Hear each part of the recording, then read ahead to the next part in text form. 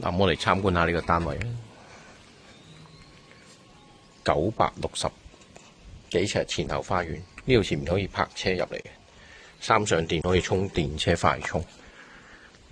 嗱，咁左手邊嗰個樓梯咧，獨立咗嘅，先係上2、3樓，完全唔會干擾到樓下嘅，私隱度好高。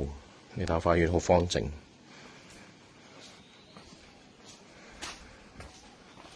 咁啊，睇埋後花園呢度一條走廊入嚟後邊，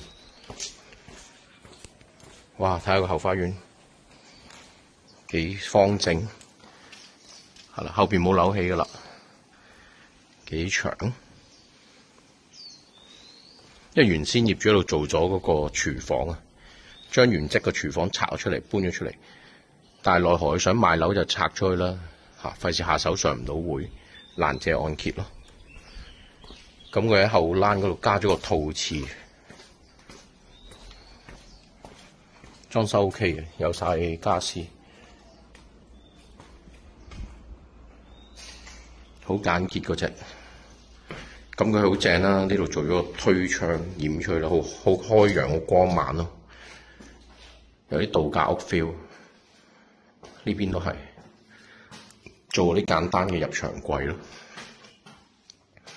嗱，咁咪幾好嘅喎，幾細心喎，做咗個走廊啦，小走廊有個門咧，小朋友玩都唔怕嘈喎。OK 嘅喎，呢樣嘢設計。咁你望翻出嚟個廳，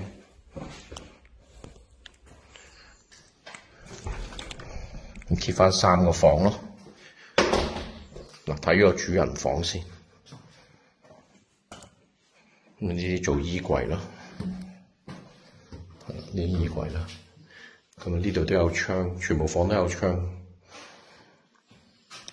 咁啊，其實本身咧，呢度衣帽間啦，咁出邊呢個門係咩事封咗咧？就係個套廁啦，主人套房啦，個廁所拱咗出去花園咯。咁室內當然都有個原裝嘅廁所啦，浴缸幾靚嘅啲酒店式咁樣。